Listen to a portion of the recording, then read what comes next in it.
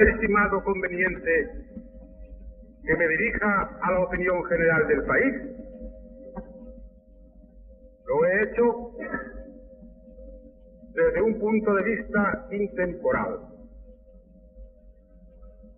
dejando a un lado las preocupaciones más urgentes y cotidianas que no me incumben especialmente,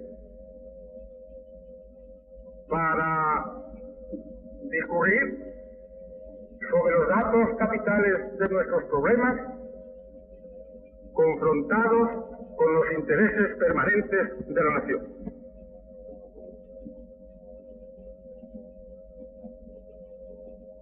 A pesar de todo lo que se hace para destruirla, España subsiste.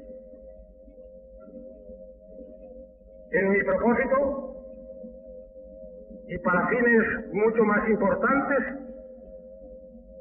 España no está dividida en dos zonas delimitadas por la línea de fuego. Donde haya un español o un puñado de españoles que se angustian pensando en la salvación del país, allí hay un ánimo y una voluntad que entran en cuenta. Hablo para todos, incluso para los que no quieren oír lo que se les dice, incluso para los que por distintos motivos contrapuestos, acá o allá, lo aborrezcan.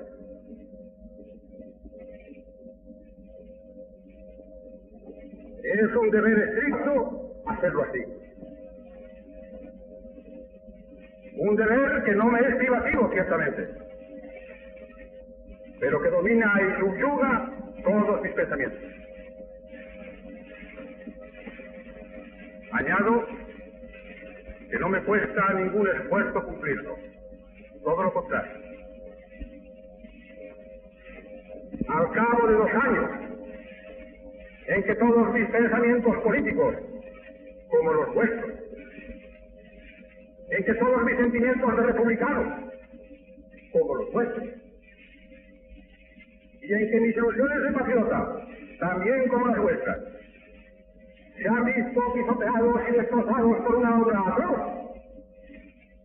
no voy a convertirme en lo que nunca he sido, en un banderito obtuso, fanático y terrible. Incumbe a los gobiernos dirigir la política y dirigir la guerra, los cuales gobiernos se forman, subsisten o perecen según los vaivenes de su fortuna o de su popularidad, como las aprecian los órganos responsables en los cuales se representa y por los cuales se expresa la opinión pública. Puesto a discurrir sobre la política y sobre la guerra, desde aquel punto de vista que he nombrado y que me pertenece por obligación, he procurado siempre afirmar verdades que ya lo eran antes de la guerra, que lo son hoy, como seguirán siendo mañana. Seguramente, estas verdades las hemos descubierto entre todos, cada cual a su manera. Unos las han descubierto por el puro raciocinio, otros las han descubierto por los implacables golpes de la experiencia. Lo que importa es tener razón. Y después de tener razón, importa casi tanto saber defenderla. Porque sería triste cosa que teniendo razón, pareciese como si la hubiésemos perdido a fuerza de palabras locas y de hechos reprobados. Es seguro que a la larga la verdad y la justicia se hacen pasos. Mas para que se lo hagan, es indispensable que la verdad se depone y se agende en lo íntimo de la conciencia y se acicale bajo la lima de un juicio independiente y que salga a luz con el respaldo y el seguro de una responsabilidad.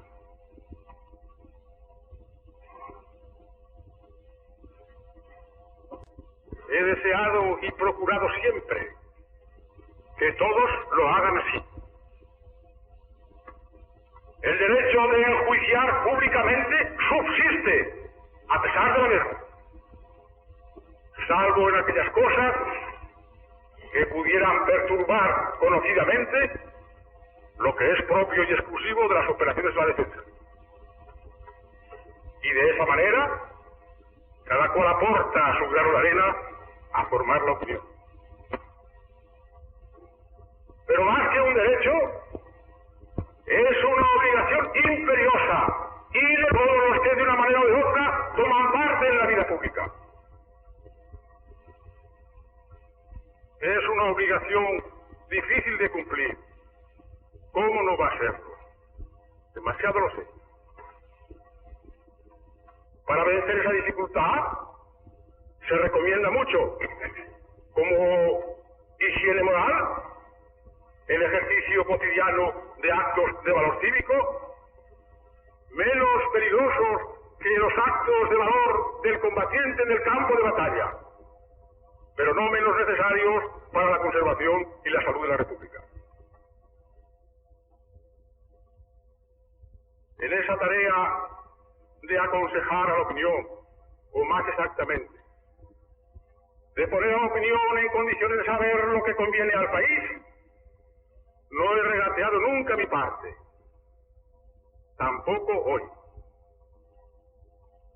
Pienso que en España, amigos y enemigos están habituados a escucharme como a un hombre que nunca dice lo contrario de lo que siente, o a no escucharme, y por igual razón.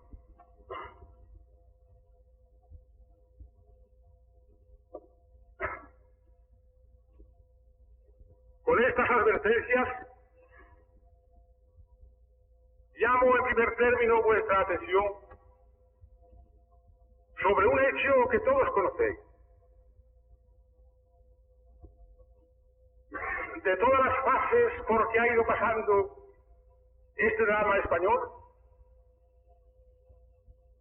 la que hoy predomina y absorbe a todas las demás es la fase internacional. El drama español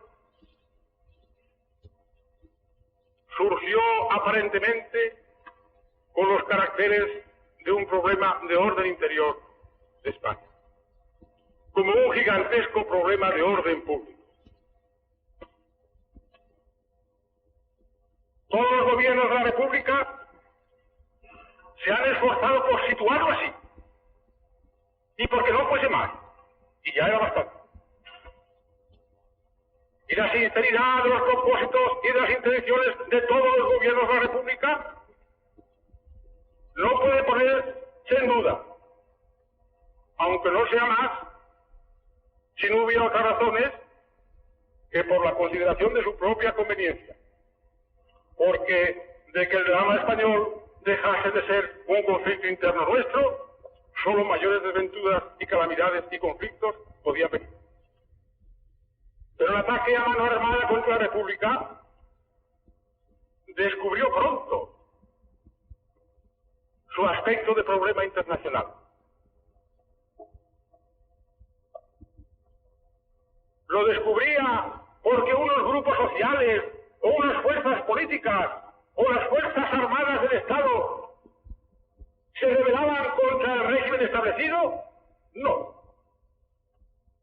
Se rebelaba esa fase porque otros estados europeos, principalmente Alemania e Italia, acudían decididamente con hombres y material en apoyo de los que atacaban violentamente a la República.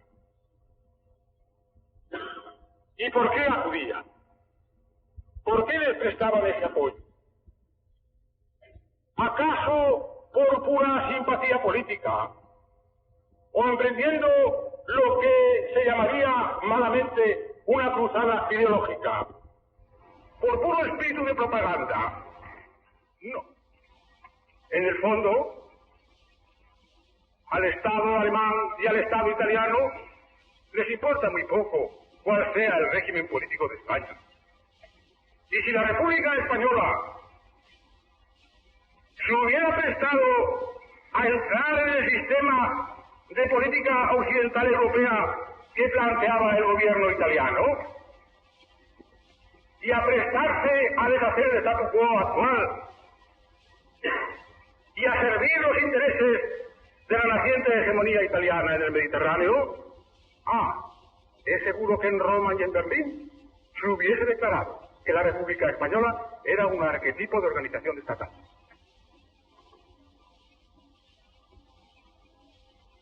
Les prestaban esa ayuda para incorporar a España, con todo lo que España significa, a pesar de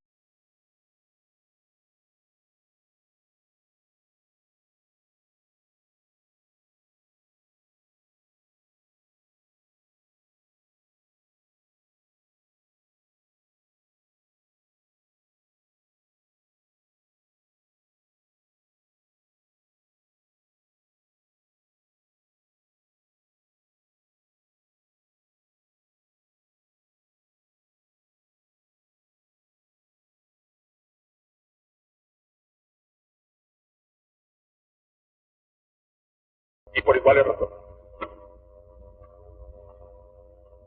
Pero dentro de esto, y dejando a salvo el interés nacional de cada cual como lo entienda, es innegable que existen contactos, repercusiones probables, interferencias, que forman parte de aquel mismo interés nacional y que constituyen el terreno común para una inteligencia en favor de la paz y en la protección de la independencia de cada uno. Así he entendido el problema. Todo lo que los gobiernos de la República han hecho sobre el particular no ha rebasado nunca los límites decentes que la discreción exterior impone. Y es absolutamente absurdo suponer que nadie con responsabilidad en la República Española ha tenido el pensamiento ni el deseo ni la intención de zafarse del conflicto nuestro interior, provocando una conflagración europea.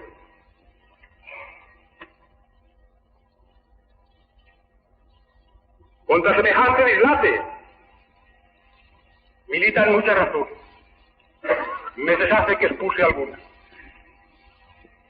Militan todas las razones de humanidad, de prudencia humana y de sabiduría en la conducta de la vida que hay siempre contra cualquier género de guerra.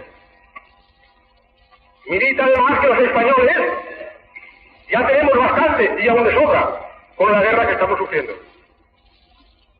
Y milita además una consideración de orden político bastante clara. Si por causa de la guerra de España hubiese en Europa una conflagración general, la causa de España quedaría relegada en muy segundo término y la solución que adviniera no tendría nada que ver, ni por casualidad, con los intereses fundamentales que nosotros representamos y defendemos.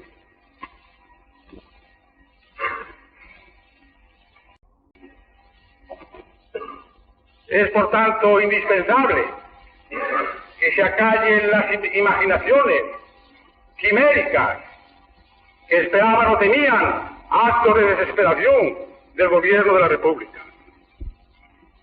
En primer lugar, aquí nadie está desesperado. Y en segundo lugar, si las dificultades creciesen todavía, sería desatinado remedio provocar una todavía mayor y seguramente indominable. Los hombres de mi generación recibimos todavía en la adolescencia la impresión del desastre de 1898. Huella terrible que en ciertos aspectos ha dominado toda nuestra vida pública. Hemos pasado 40 años escarneciendo aquella política, sin piedad para ella, sin tomar en cuenta ninguna de las excusas posibles que un político encuentra siempre para justificar su posición. Y sería demasiado, a estas alturas, que tuviéramos que someternos a la cruel burla del destino de cometer un dislate todavía más grande.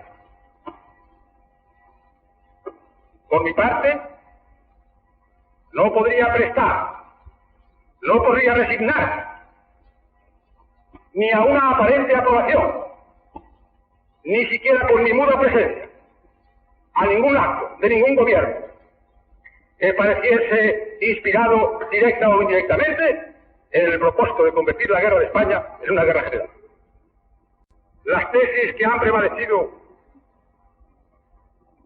en el exterior, entre los que se ocupan de nuestro problema en cuanto problema europeo, consisten en afirmar que es indispensable limitar la guerra de España y extinguir la guerra de España. Se entiende por limitar la guerra de España tomar aquellas precauciones y aquellas medidas que corten el peligro de la conflagración general salido de nuestro problema. Y por extinguir la guerra de España en la pacificación de nuestro país. He tenido ocasión de decir ya, me deshace, que limitar la guerra de España es obligación de los demás. Porque no hemos sido nosotros quienes han extendido la guerra de España a los intereses de otras potencias.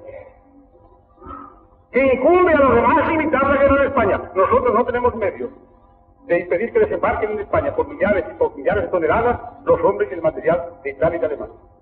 Incumbe a los demás limitar la guerra de España. Extinguir la guerra de España incumbe a los españoles.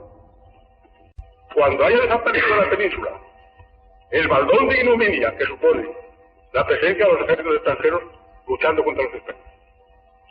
Antes no.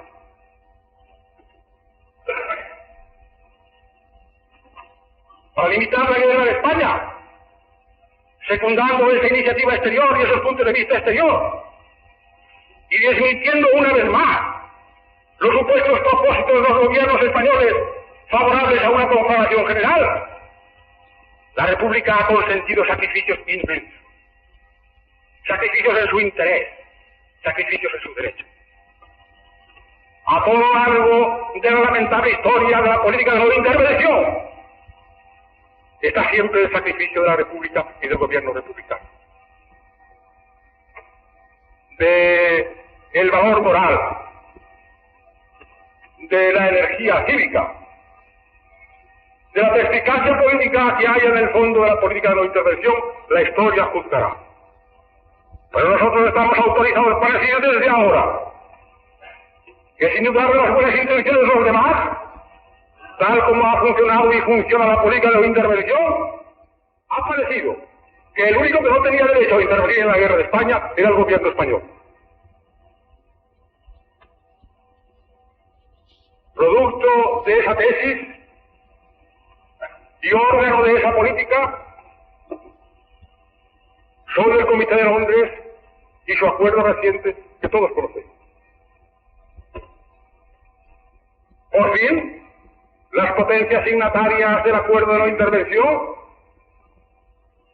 han llegado a aprobar un texto en virtud del cual, con estos y los otros métodos, se retirarán de España estos que llaman los voluntarios extranjeros.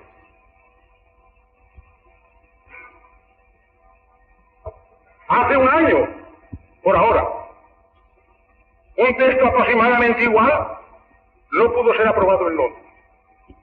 Ciertamente que no por culpa del gobierno de la República.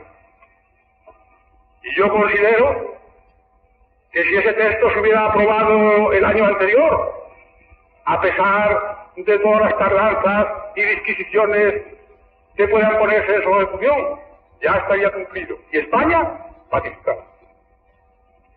Porque si hace falta limitar la guerra y extinguir la guerra, y para cada cual es un deber distinto, yo añado ahora que limitar la guerra de España, si en efecto se limita, es extinguirla. porque la guerra en España está única y exclusivamente mantenida por la invasión extranjera. ¿Qué vale el acuerdo de Londres? ¿Es por de pronto de mala fe dudar de la actitud del gobierno español frente a ese acuerdo? En primer lugar, el gobierno de la República no tiene que pedirle permiso a nadie para aceptarlo o para rechazarlo. En segundo lugar, el gobierno de la República, que mantiene la tesis de que el conflicto español debe quedar reducido, como siempre lo ha sostenido, a un conflicto interno, no puede negar paso a las medidas que tengan el propósito de darle una más o menos remota realidad. Es bueno que se sepa que ya en septiembre del 36 no faltó quien recomendase y señalase ese camino, sin resultado. Y que desde entonces acá, los gobiernos, unas veces en Ginebra, otras veces en Londres, o donde lo ha podido hacer, han insistido continuamente reclamando una solución en este particular. Nunca hemos pedido otra cosa. El gobierno podrá hacer las salvedades de principio, de realización, criticar o pedir aclaraciones, modificar estos o los otros puntos, pero en el fondo del asunto, nuestra voluntad y la voluntad del gobierno es de sobra conocida. Que se vayan los invasores de España. Y nos resignaremos a que se vayan los hombres que voluntariamente y de verdad han venido a defender la República. Pero que se vayan. La República y la paz de España habrían dado entonces un paso de gigante. Yo no sé si se cumplirá o no. No sé lo que ocurre. No tengo noticias de lo que ocurre en los recónditos despachos donde los diplomáticos cuchichean.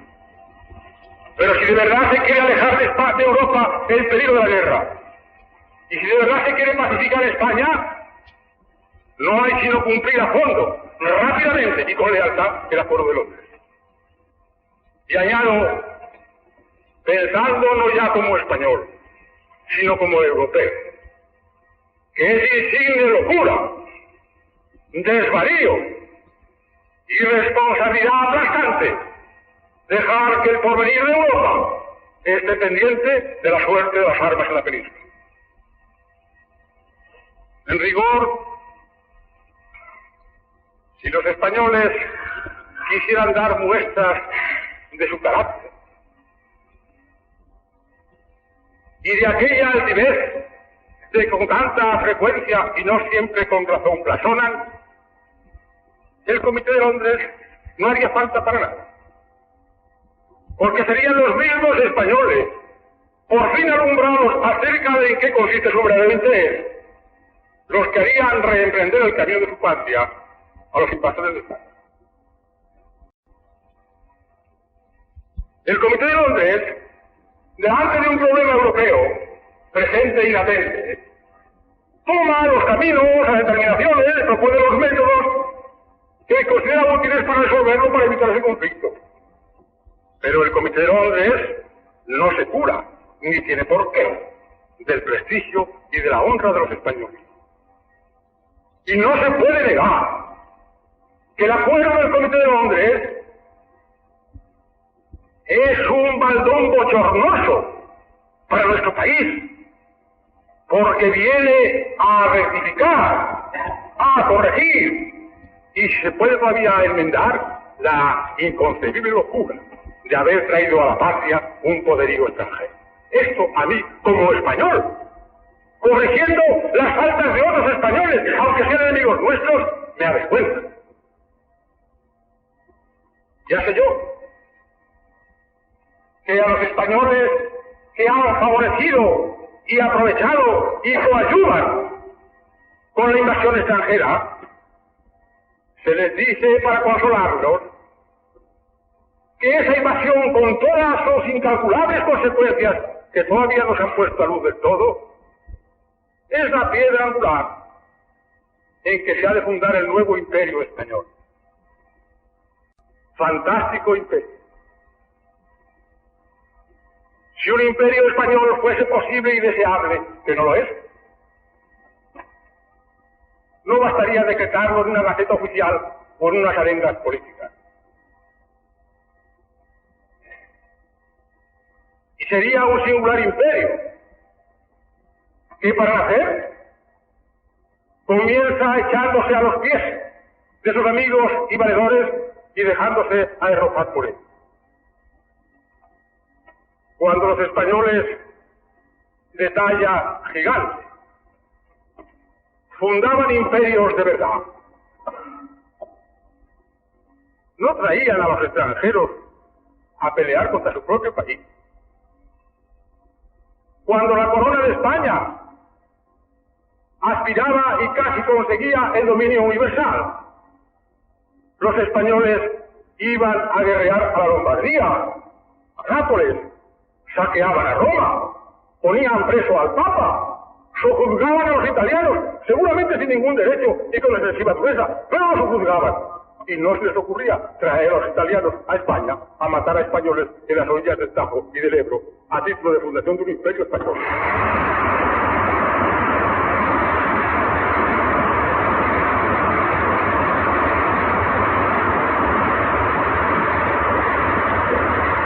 Y yo me pregunto si a todos los colaboradores de la invasión extranjera o a los que la padecen, y hay muchos que la padecen, cuando vean las ciudades arrasadas y los españoles muertos a millares por una de las armas extranjeras, se consolarán de su dolor de español pensando, es el imperio que nace.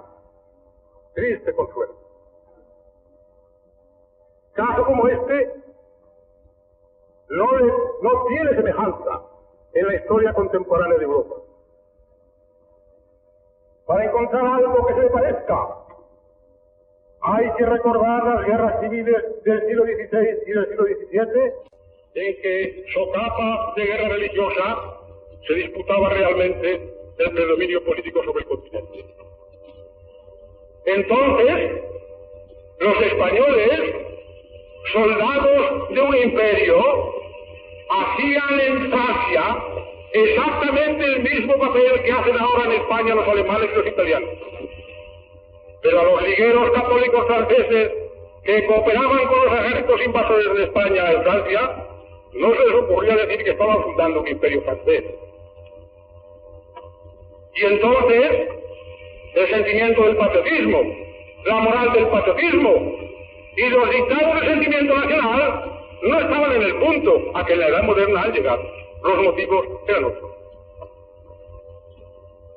Y cuando tanto el poderío francés como cualquier otro de Europa se constituyó precisamente contra nosotros, no a favor de nosotros.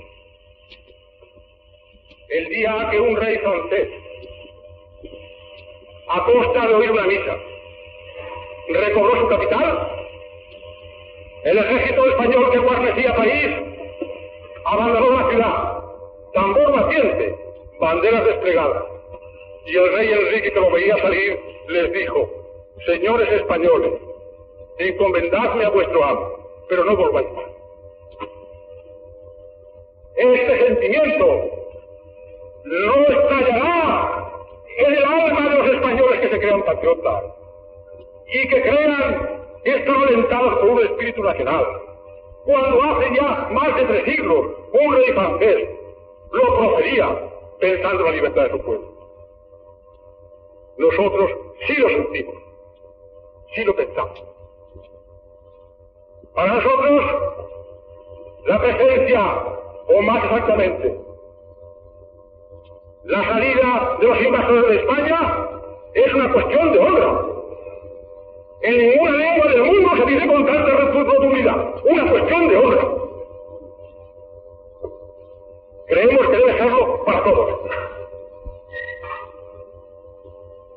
Y por tanto una cuestión previa. Porque ninguna nación puede vivir decorosamente, ni tiene derecho al respeto ni a la amistad de las demás, si ha perdido la honra y la libertad. Las otras fases porque ha ido pasando el problema de España, o están vencidas o están agotadas. Me refiero, claro está, al pronunciamiento inicial y a la guerra civil de que aquel pronunciamiento fue señal.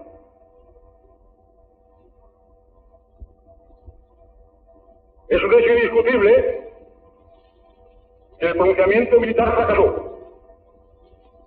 Fracasó a las 48 horas. Y estos 2 años en que el poderoso concurso en hombres y material, más importante quizá el del material que el de los hombres, de Alemania y de Italia, y la numerosa presencia de la morisma, no han bastado para derrocar por la fuerza de la República, están probando que habría sido del pronunciamiento y de la guerra civil suficiente sin el auxilio exterior. Esto no es una afirmación o una comprobación vana y puramente teórica, porque está preñada de consecuencias de orden político. La guerra civil está agotada, no porque hayan arriado las banderas, ni porque hayan suscrito nuestras tesis o nuestros puntos de vista políticos sobre la mejor manera de gobernar a nuestro país. No, está agotada por efecto de la experiencia terrible de estos 2 años. En la base del ataque armado contra la República había, entre otros, unos errores que conviene señalar. Había, en primer término, un error de información, abultado y explotado por la propaganda. El error de creer que nuestro país estaba en víspera de sufrir una insurrección comunista. Todos sabemos el origen de esa batalla. Es un artículo de exportación de Alemania y de Italia que sirve para encubrir empresas mucho más serias. Una insurrección comunista, el año 36, cuando el Partido Comunista era el más moderno y el menos numeroso de todos los partidos proletarios, cuando en las elecciones de febrero los comunistas habían obtenido, incluso dentro de la coalición, 17 actas, que representan menos del 4% de todos los sufragios emitidos en aquella ocasión en España. ¿Quién iba a hacer esa revolución? ¿Quién le iba a sostener? ¿Con qué fuerza? Suponiendo, que ya es suponer, que alguien hubiera pensado en semejante cosa.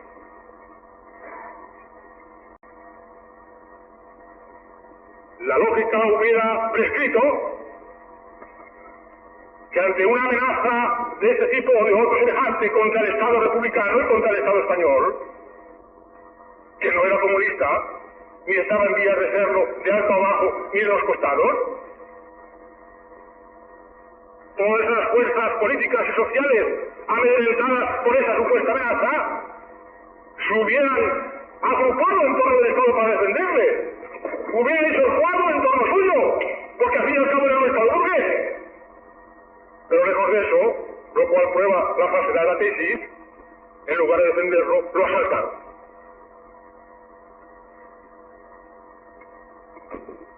Un error, además, sobre el verdadero estado del país, que no en vano venía siendo trabajado, no ya desde la República, sino desde 1917, y si se me apura un poco, desde los comienzos del siglo, por una profundísima corriente de transformación política.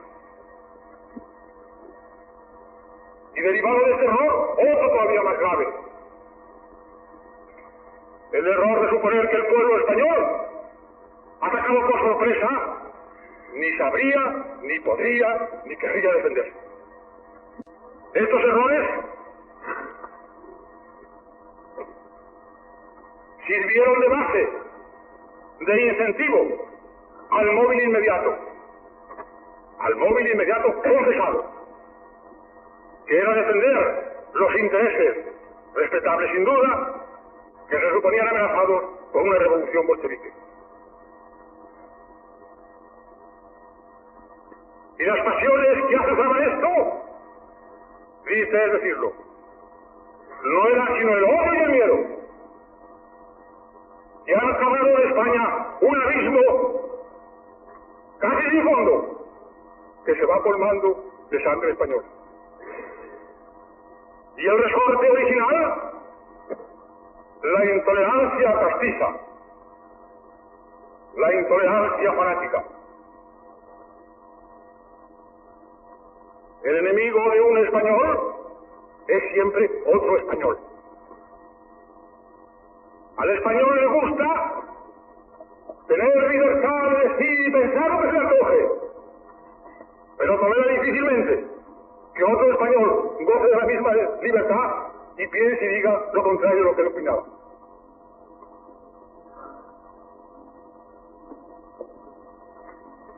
Conjugados todos estos elementos,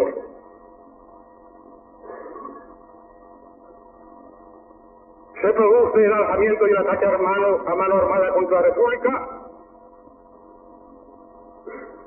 y en vez del triunfo fácil, del triunfo alegre para los agresores, penoso únicamente para los agredidos, estalla una calamidad nacional que no tiene precedente en toda la historia de España, con todas las consecuencias de orden político y económico, fácilmente previsible, y que no dejaron de ser previstas en cuanto se produjera un ataque a mano armada contra la solución de término medio que representaba la República. Y ya estáis viendo, ya estarán viendo el cuadro. El triunfo en las nubes. Cientos de miles de muertos, ciudadanos ilustres y pueblos humildísimos desaparecidos del mapa. Lo más alto de la obra nacional convertido en humo. Los odios engonados hasta la perversidad. Hábitos de trabajo perdidos. Instrumentos de trabajo desaparecidos. La riqueza nacional comprometida para 2 generaciones. Y aquellos que con esta operación, deseándola, preparándola, sirviéndola, pensaban poner a salvo esta o la otra parte de su riqueza o de su interés, han averiguado ya que merced a su operación han sufrido lesiones en el orden material y en el orden moral mucho mayores que las que hubieran podido sobrevenirles de la República, aunque la República hubiera sido revolucionaria y no moderada y parlamentaria como realmente era. El daño ya está causado y ya no tiene remedio. Todos los intereses nacionales son solidarios, y donde uno quiebra, todos los demás se precipitan en pos de su ruina. Y lo mismo le alcanza al proletario que al burgués, al republicano que al fascista. A todos igual. Durante 50 años, los españoles están condenados a pobreza estrecha y a trabajos forzados, si no quieren verse en la necesidad de sustentarse de la corteza de los árboles. Y el proletario que percibirá o perciba un salario de 25 pesetas será más pobre que cuando percibía 5 o 6. Y el millonario de pesetas se contentará por ser millonario de perras chicas o de céntimos. Todo lo más. Esto ya no tiene remedio. Y añádase a eso la empresa de desnacionalización, la empresa de desespañolización, ajena, aneja e inherente a la presencia de los gobiernos y de las tropas extranjeras en España.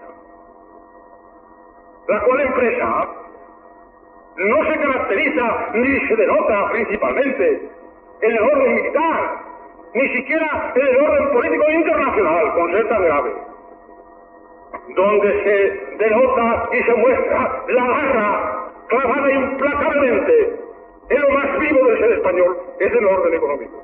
Las sumas gastadas por Italia y Alemania en España no las perdonaría, ni los esfuerzos hechos, ni abandonarían las posiciones tomadas.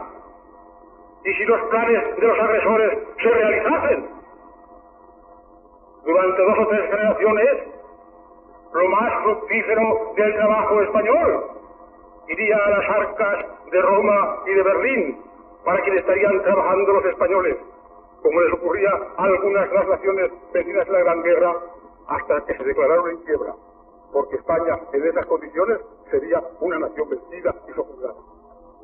Por esto afirmo que muchos, cuando no todos, de los que han calentado y sustentado la guerra civil en España y todavía la sostienen, descubren ahora que en la guerra han comprometido y perdido mucho más de lo que imaginaban comprometer o poder perder. ¿Y cuántos, y no de los menores, darían ahora algo bueno por volver al mes de junio de 1936 y lo pasado, y que se borrase esta pesadilla, y sobre todo, que se borrase la responsabilidad de haberla desencadenado? La guerra civil está dotada de sus móviles porque ha dado exactamente lo contrario a lo que se proponía sacarle. Y ya a nadie le puede caber duda de que la guerra actual no es una guerra contra el gobierno, ni una guerra contra los gobiernos republicanos, ni siquiera una guerra contra un sistema político. Es una guerra contra la nación española entera, incluso contra los propios fascistas en cuanto a españoles. Que se da a la gente entera, y está haciendo quien la sufra en su cuerpo y en su alma. Yo afirmo que ningún credo político, venga de donde viniere, aunque hubiese sido revelado en una farsa ardiendo, tiene el derecho, para conquistar el poder, a someter a su país al horrendo martirio que está sufriendo España. La magnitud del disfraz, el gigantesco error, se mide más fácilmente con una consideración menos dramática, casi vulgar.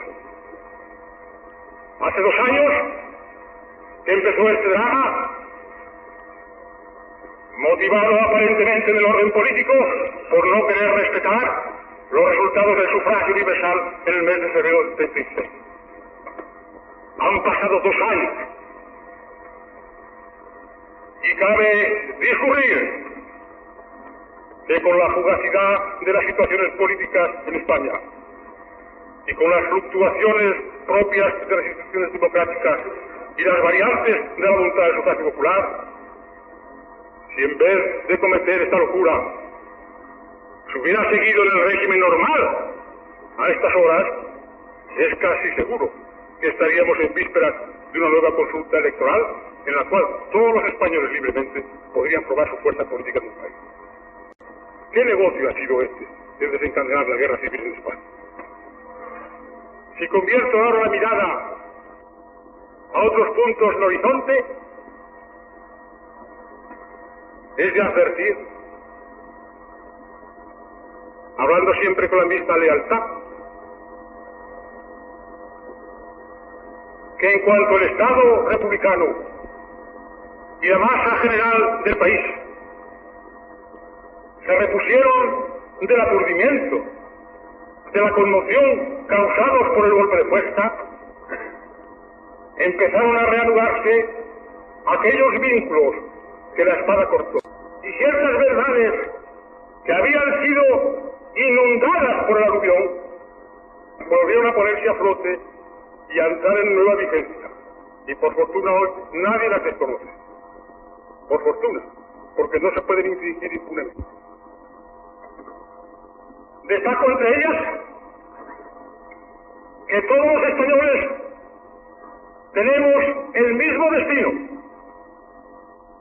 un destino común en la próspera y en la adversa fortuna, cualesquiera que sean la profesión religiosa, el credo político, el trabajo y el acento, y que nadie puede, echarse a un lado y retirar la apuesta. No es que sea ilícito hacerlo, es que además no se puede.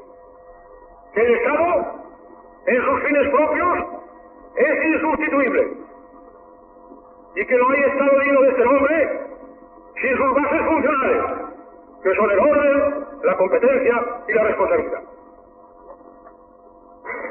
Que no puede fiarse nada a la indisciplina ni al arbitrio personal, ni confiarse nada a la improvisación.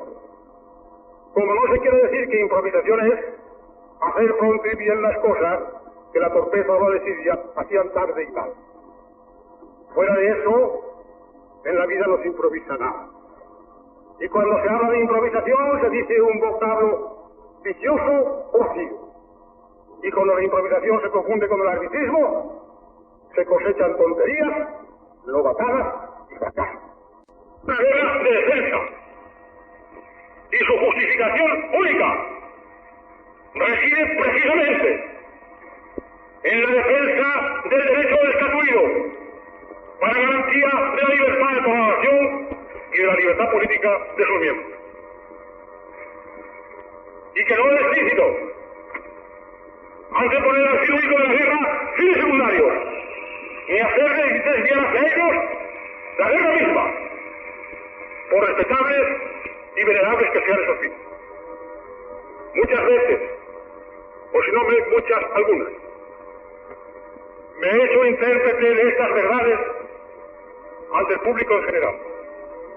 Hace más de año y medio, en aquellos días rudísimos, cuando la política y la guerra conjugaban sus siluetas sombrías, alcé la voz en Valencia para recordar a todos, con aprobación del gobierno, que el Estado republicano sostenía una guerra porque se la hace. Que nuestros fines de Estado eran restaurar en España la paz y un régimen liberal para todos los españoles. Que nosotros no soportamos ningún despotismo, ni de un hombre, ni de un grupo, ni de un partido, ni de una clase. Que los españoles somos demasiados hombres para someternos calladamente a la tiranía de la pistola o a la sinrazón de la ametralladora.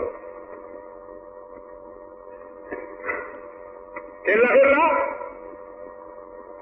no se ventila una cuestión de amor propio.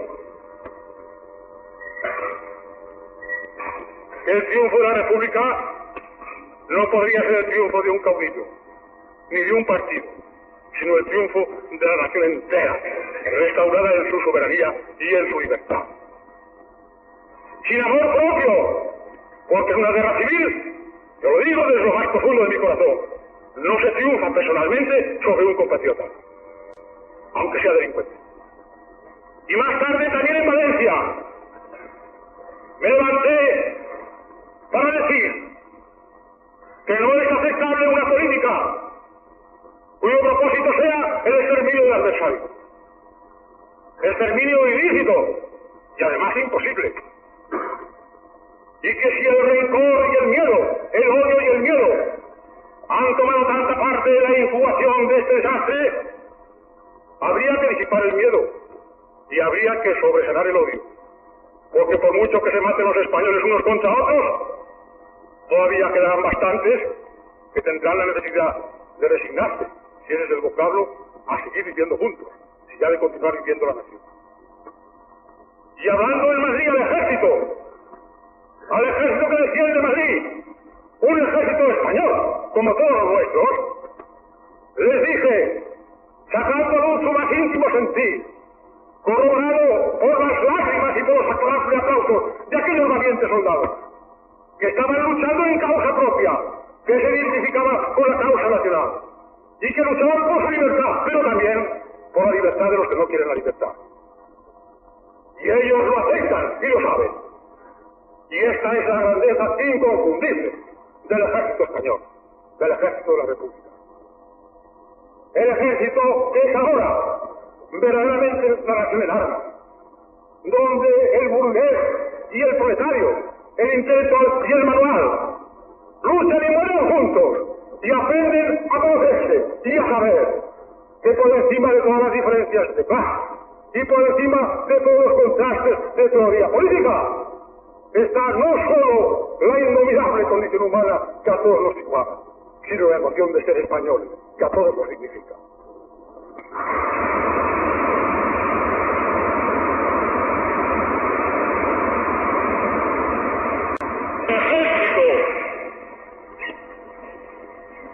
Que con su tesoro, con su espíritu de sacrificio, con su terrible aprendizaje, está formando y ha formado el escudo necesario para que, entre tanto, la verdad y la justicia se abran paso en el mundo, forja con sus puños y calienta con su sangre el arquetipo de una nación libre. Su causa, por española que sea, tiene una repercusión en todo el mundo. Hacia estos combatientes va no solo nuestra admiración, sino nuestro profundo respeto. De ejercer con vuestro aplauso la corona cívica que merece su ejemplar ciudadanía.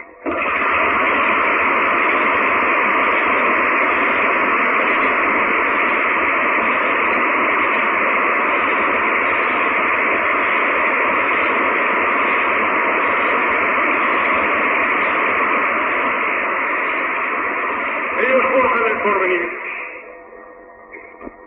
y yo del porvenir no sé nada. El papel de profeta no me cumple. Y como además estoy en mi patria, no quiero forzar la veracidad de la edad. Del porvenir ha hablado el gobierno, y está más en sus funciones. Hace pocas semanas, el gobierno de la República ha promulgado una declaración política que ha hecho bastante ruido, y yo lo celebro.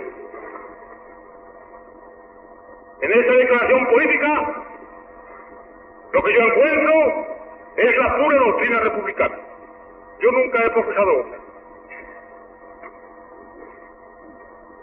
Y al prestarle mi previo asentimiento a esa declaración, sin ninguna reserva, no hice más que remachar y repasar todos mis pensamientos y palabras de estos años, para llenarla de contenido cada día más,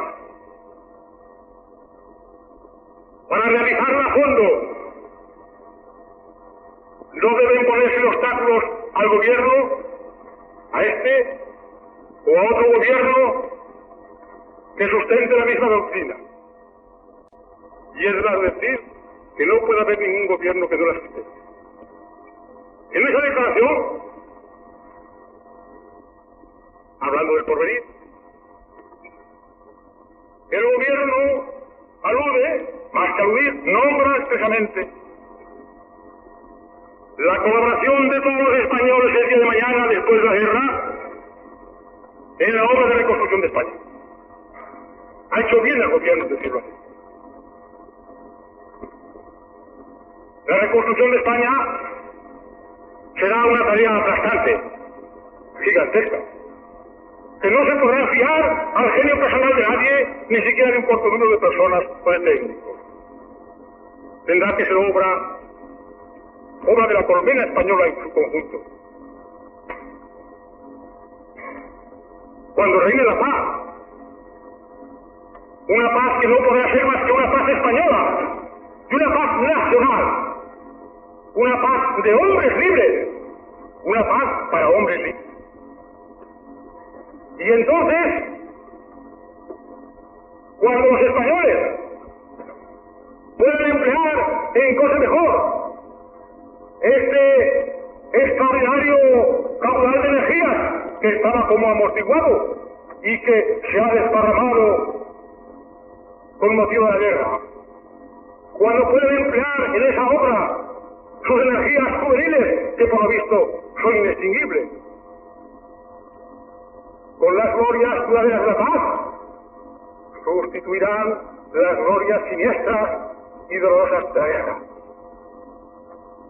Y entonces se comprobará una vez más lo que nunca debió ser desconocido por los que lo desconocieron, que todos somos hijos del mismo sol y tributarios del mismo arroz.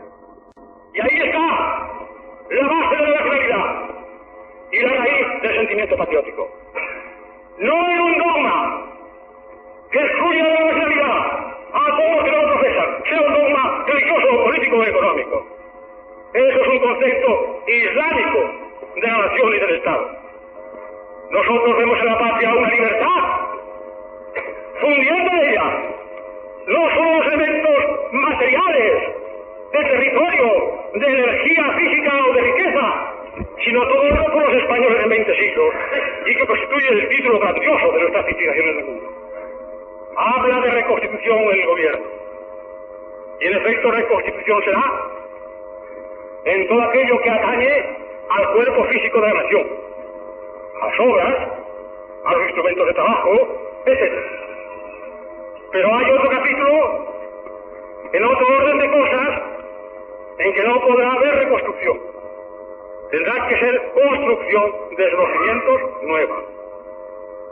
Y esto por motivos, por causas que no dependen de la voluntad de los hombres, ni de los programas políticos, ni de las aspiraciones de nadie.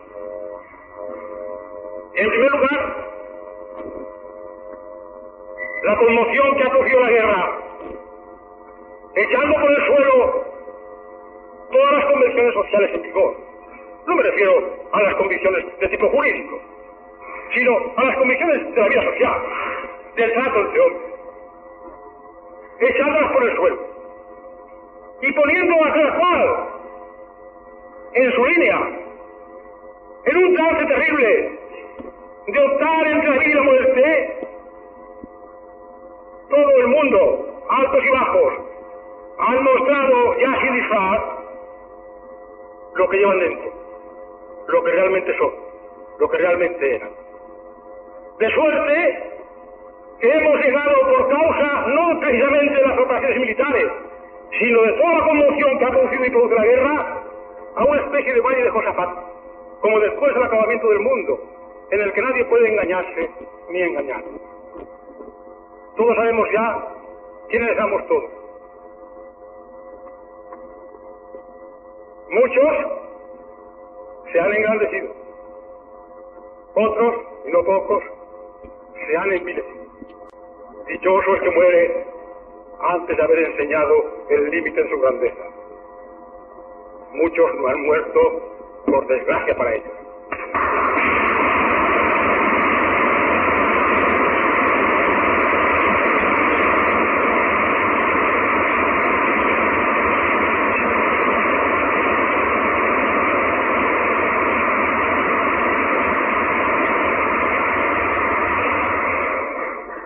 Y esta situación de orden moral creará del porvenir de España una situación, digamos, incómoda. Porque en efecto es difícil vivir en una sociedad sin disfraz. Y cada cual tendrá delante ese espejo mágico donde ya no se verá con la fisonomía de mañana, sino donde siempre que se mire contra lo que ha sido y lo que ha hecho y lo que ha dicho durante la guerra. Y nadie lo podrá olvidar. No por espíritu de venganza, sino como no se puede olvidar los rasgos de la fisonomía de una persona. Y además de este fenómeno de muchas y muy dilatadas y profundas consecuencias, como probará el porvenir, además de este fenómeno de orden psicológico y moral en el orden de las personas, hay otro mucho más importante. Nunca ha sabido nadie, ni ha podido predecir nadie lo que se funda con una guerra. Nunca. Las guerras, sean de tipo exterior, y sobre todo las guerras civiles, se promueven o se desencadenan con estos o los otros programas, con estos o los otros propósitos, hasta donde llega la agudeza, el ingenio o el talento de las personas. Pero jamás, ninguna guerra ha podido descubrir desde el primer día cuáles van a ser sus profundas repercusiones en el orden social y en el orden político y en la vida moral de los interesados en la guerra. Conste Que la guerra no consiste solo en las operaciones militares, ni en los movimientos de los ejércitos, ni en las batallas. No. Eso es el signo y la demostración de otra cosa mucho más profunda, y más vasta, y más grande. Eso es el signo de dos corrientes de orden moral, de dos oleadas de sentimiento, de dos estados de ánimo que chocan, que se encrespan, que luchan el uno contra el otro, y de los cuales se obtiene una resultante que nadie ha podido nunca calcular. Nada. Nunca. Guerras emprendidas para imponer al mundo la unidad dogmática han producido la proclamación de libertad de conciencia en Europa y el estatuto político de los países disidentes de la unidad católica. Guerras emprendidas para imponer la monarquía universal han producido el levantamiento liberal, entre otros, del pueblo español. Guerras emprendidas para batir un militarismo lo han dejado más vivo, lo han hecho recollar más poderoso y han desencadenado una revolución social donde menos se esperaba. Nuestras propias guerras son el ejemplo de lo que digo. Y no me refiero tampoco a la estructura política, ni a las constituciones o a los decretos que vayan a hacer los gobiernos de mañana. No, no es eso. Si no es eso. Es la conmoción profunda en la moral de un país que nadie puede constreñir y que nadie puede encauzar. Después de un terremoto, es difícil reconocer el perfil del terreno. Imaginad una montaña volcánica pero apagada, en cuyos flancos viven durante generaciones muchas familias pacíficas. Y un día la montaña entra de pronto en erupción. Causa estragos. Y cuando la erupción cesa y se disipan las humaredas, los habitantes supervivientes miran a la montaña y ya no parece la misma. No reconocen su perfil, no reconocen su forma. Es la misma montaña, pero de otra manera. Y las mismas materias en fusión que expelía el cráter, cuando caen a la tierra y se enfrían y se solidifican, forman parte del perfil del terreno y ya hay que contar con ellas para las edificaciones del día de mañana. Este fenómeno profundo que se da en todas las guerras me impide a mí hablar del porvenir de España, en el orden político y en el orden moral, porque es un profundo misterio. En este país de las sorpresas y de las reacciones inesperadas, lo que podrá resultar el día que los españoles en paz se pongan a considerar lo que han hecho durante la guerra. Yo creo que si de esta acumulación de males ha de salir el mayor bien posible, será con este espíritu. Y desventurado el que no lo entienda así. No tengo el optimismo de un Pangloss, ni voy a aplicar a este drama español la simplicísima doctrina del adagio de que no hay mal que por bien no venga. No es verdad. No es verdad. Pero es obligación moral, sobre todo de los que padecen la guerra. Cuando se acabe, como nosotros queremos que se acabe, sacar de la lección y de la musa del escarmiento el mayor bien posible. Y cuando la antorcha pase a otras manos, a otros hombres, a otras generaciones, que se acordarán, si alguna vez sienten que les hierve la sangre iracunda, y otra vez el genio español vuelve a enfurecerse con la intolerancia y con el odio y con el apetito de destrucción, que piensen en los muertos y que escuchen su lección. La de esos hombres que han caído embravecidos en la batalla, luchando magnánimamente por un ideal grandioso, y que ahora, abrigados en la tierra materna, ya no tienen ocio, ya no tienen rencor, y nos envían los destellos de luz, tranquila y remota como una estrella, el mensaje de la patria eterna, que dice a todos sus hijos: paz, piedad y perdón.